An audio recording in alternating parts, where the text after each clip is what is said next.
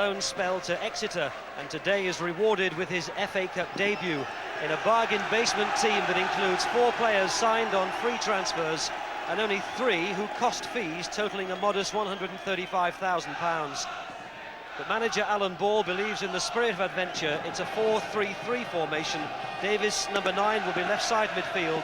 The 3 up front are Storer, Ross and Wigley.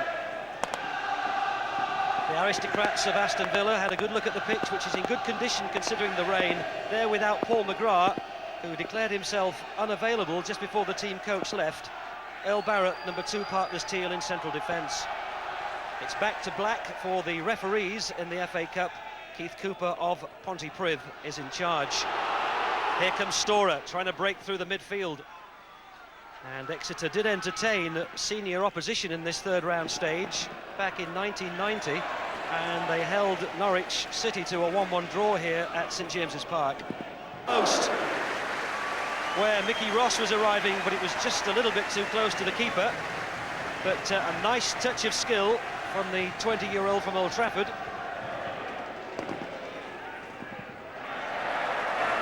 That's a good start by the team who are currently 18th in the second division. Oh, that's a good ball, perceptive. Storer! It needed to come over the top. It gave Bosnich every chance. Forward.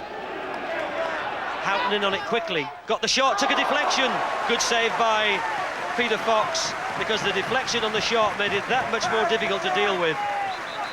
Houghton was on it in a flash. Down the left, but it's late in arriving. Puts Wigley free. Barrett has covered him. The Villa player needed to be strong, because Villa on the point of being opened up right through the middle. Well, Simon Davis will be developing a taste for the FA Cup. Certainly if Exeter get a result here, he'll presumably want to stay and extend his loan period to enjoy the next stage. Perhaps a replay at Villa Park, maybe even a 4th round place. Here's Davis, good ball in. Parker was the covering player. Back to Davis on his left foot. He kept it down, but finally hit it into the faces behind the goal. And Greyhound. Cox. Whiston's header out, Villa with the throw. Still some defending to do. Coughlin, Storer's free down the right if he can find him. He's inside Staunton, he's in on Bosnich. Good save by the Australian international. Kept his eye on it, kept his head, spread himself at the feet of Stuart Storer. Saunders, it's end-to-end.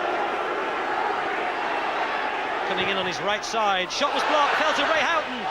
Fox makes a good save as well in the other penalty area.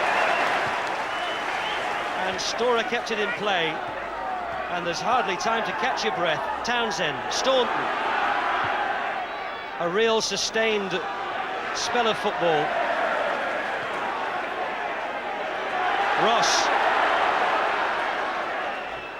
And John Brown. And maybe the players are happy just to have a breather for a moment. Proud. Saunders goes outside the last defender and a penalty's given.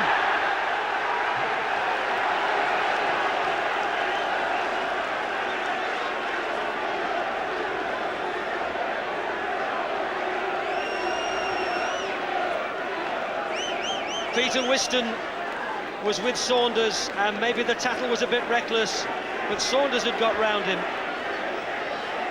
And Villa, to their great relief, are given the penalty. Well, Peter Fox is the assistant manager and the coach here at Exeter. How popular will he make himself if he keeps this one out? Vastly experienced, but he's got to face Dean Saunders from the penalty spot.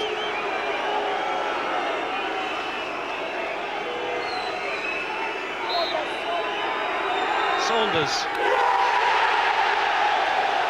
And for all the pressure that they've been under, it's Villa who take the lead. and Exeter are sorely punished, having really taken the game to the Premier League side. Dean Saunders burying that penalty, his second of the season and his 8th goal, to put Villa 1 up. Fox came to claim it, but it's the last act of an afternoon. A Dean Saunders penalty to put Aston Villa through.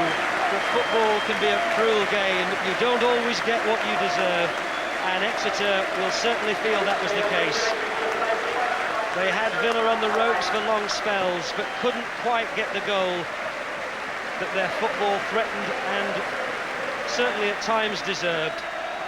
Maybe on a different day it might have been different, but they deserve the applause from the home support. But the final scoreline doesn't tell the story. Exeter 0, Aston